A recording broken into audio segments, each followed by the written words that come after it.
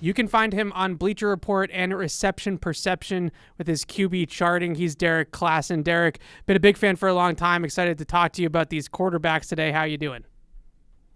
First of all, I appreciate that, and second of all, I'm doing great, doing good. It feels like we're kind of really getting into that like real end push of the draft season, so it feels good. Yeah, right. The hay is almost in the barn, as we say around here with the draft. And I've been reading your charting on quarterbacks.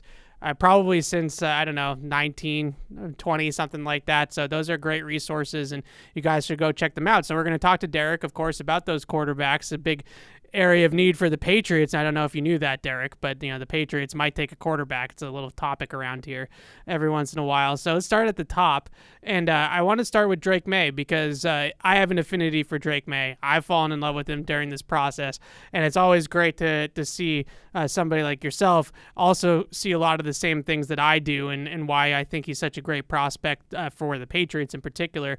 So what do you see in Drake Maye, and do you buy into some people, I'll name names, Chris Sims, has him as QB6, he's kind of all over the place with all these rankings, but where do you fall on Drake Maye? I think he's fantastic. Like, I think he's a truly unbelievable prospect. Like, we've done this whole thing with Caleb being like one of the best prospects of a generation. And I think he absolutely is. I mean, we're probably not going to talk about him a whole lot here because there's no shot the Patriots get him. But yeah. I think Maye is like in that same tier of player. I even like, to me, Maye is the 1A.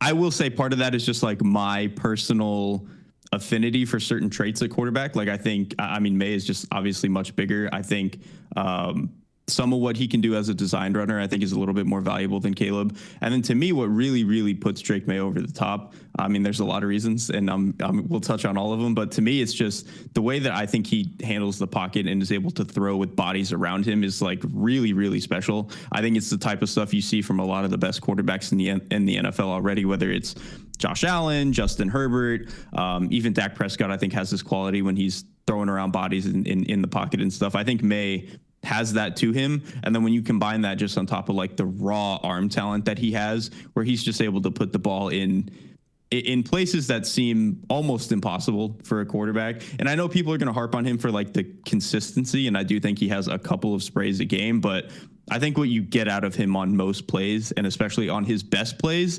it's what you chase when you're looking for a potential top 5, top 6 type of quarterback. And I think Drake Maye has all that stuff. And I think what people need to remember too is like Drake Maye is still a very young player. He's the youngest quarterback, I think, in this class. JJ might be a little bit younger, but he's still like he's a very, very young player. And I think for him to be as good as he is, with even some of the flaws that people have, like, oh, his footwork isn't perfect. He has 2 sprays a game. He has like one completely dog-brained play like Josh Allen every game. That seems like the dumbest thing you've ever seen. But I think so much of that stuff is fixable, especially when you just look at the raw talent that he has and so much of the just gamer that he plays with. Like, I could gush about him forever. I truly think he's a really, really special prospect. I love that. And I think that's the original thing that drew me to him, is what you mentioned. And coming off the Mac Jones experience for Patriots fans, I think the biggest thing is that you have to have a baseline level of arm talent and being able to drive the football down the field in those muddied pockets. I think with Mac, when he had a clean pocket to step up into and really put his weight behind a throw, he had the NFL caliber arm to get the ball where it needed to go. But as things started to fall apart around him, I think what we noticed here in New England is that now all of a sudden he's throwing off his back foot, or he's throwing from muddied pockets, and he's not able to step into it, and he wasn't able to generate that velocity that he needed. I remember there's one throw I watched early on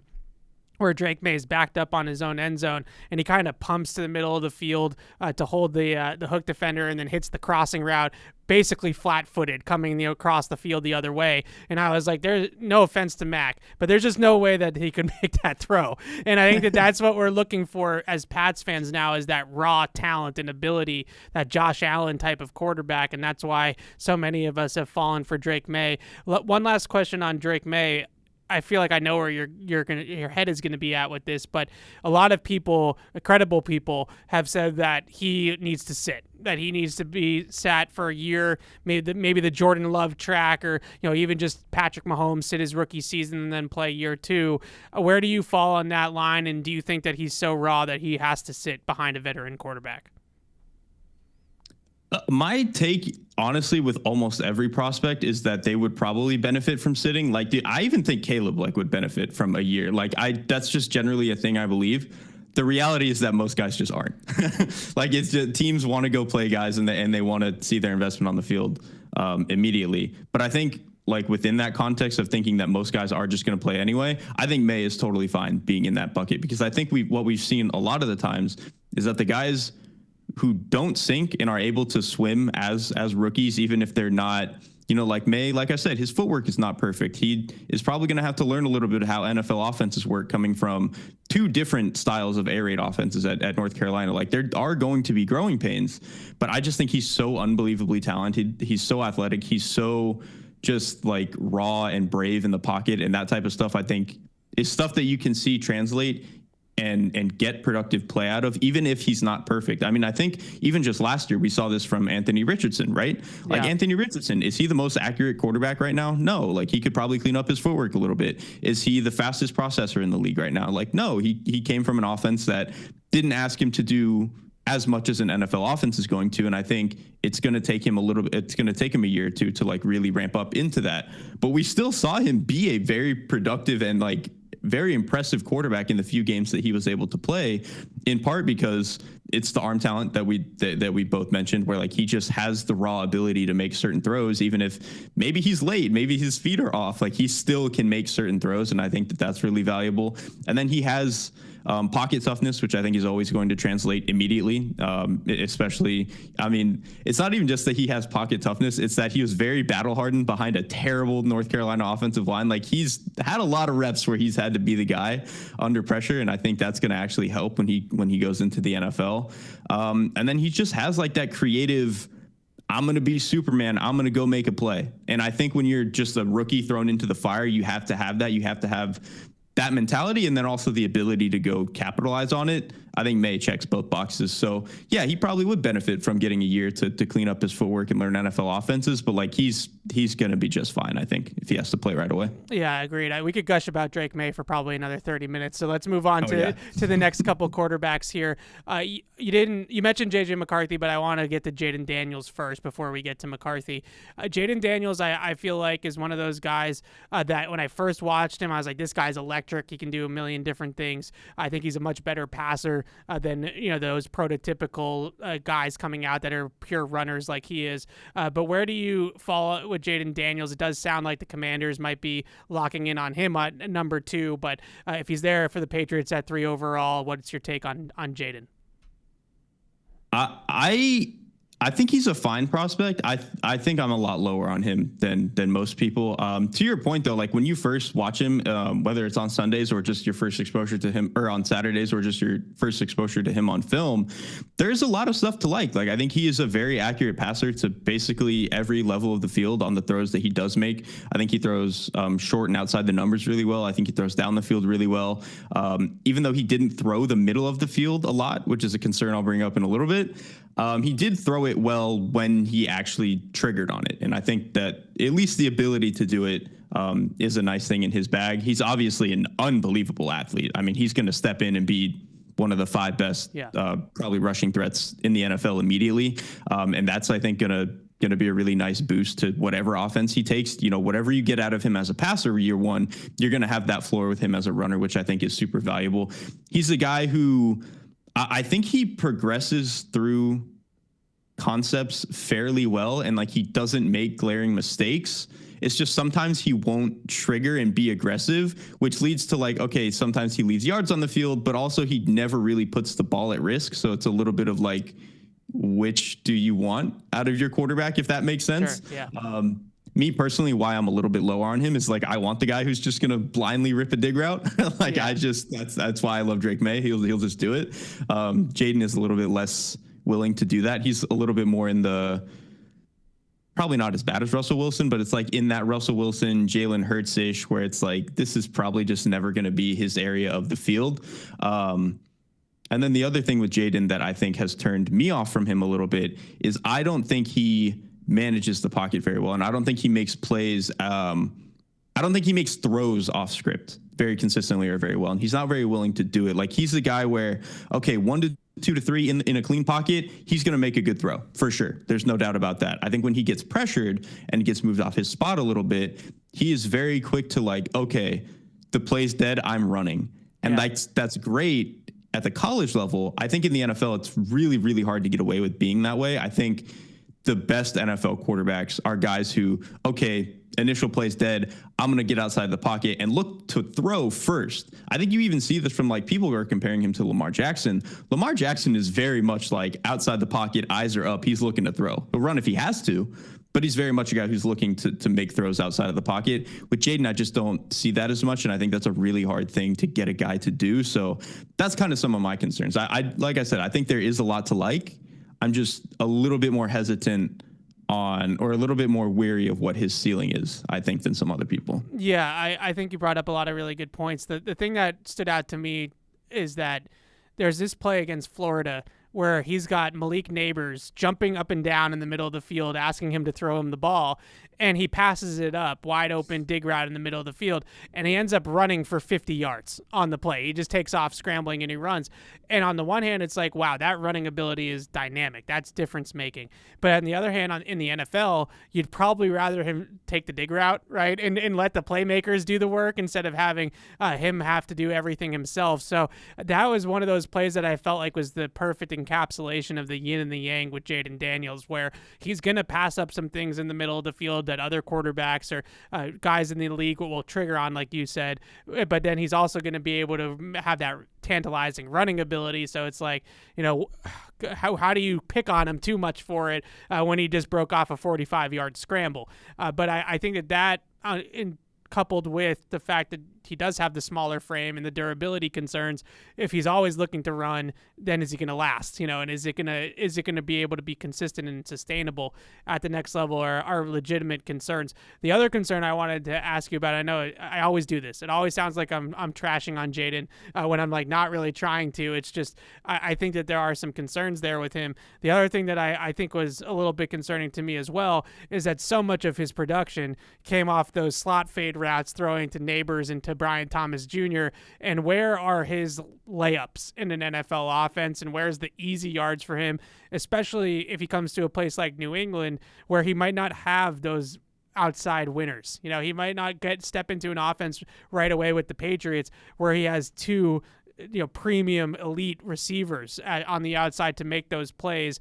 Do you think that he can be a guy that survives without the supporting cast, I guess is the best way to look at it?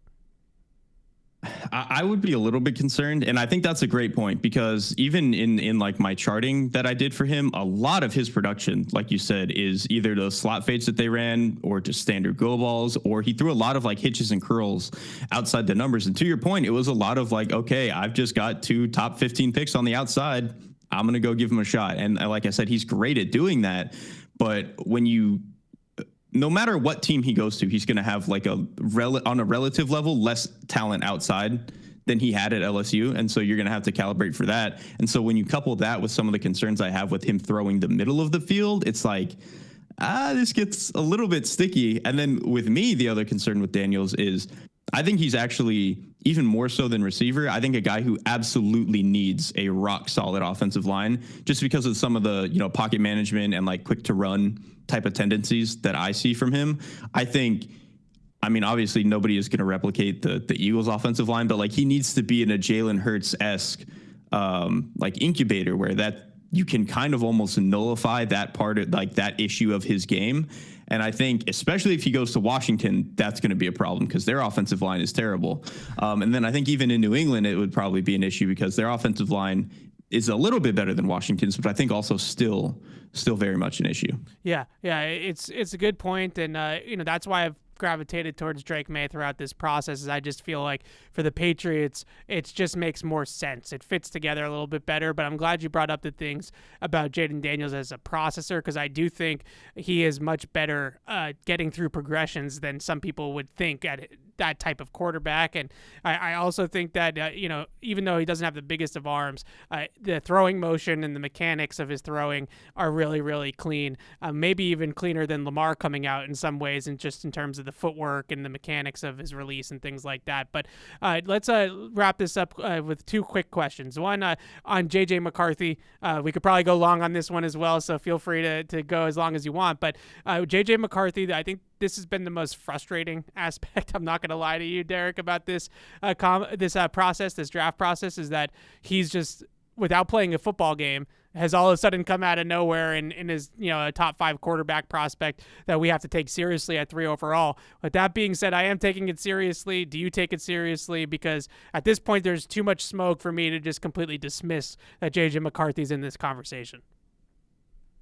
Yeah, I do take it seriously. And I personally am not that high on him as a prospect, but I would be stunned if he falls any further than like the Giants at 6. Yeah. Like, I think there's almost no world where he gets past that, because I do think all of the smoke about him going that high isn't smoke. Like, I think it's very, very real. I think teams really do like him in that mold. And I think a big part of the reason is, you get a lot of like, okay, big school, won a lot. That's good. That's always going to help. But I think a lot of it too is he's a very young player who was, in a general sense, like kind of untested, just between the competition that he was playing on relative to how good his team was. And then just some of the things that the offense asked him to do. Like, they run a pro style offense in the sense that they like go under center and they'll run play action, and he gets to check plays every now and then.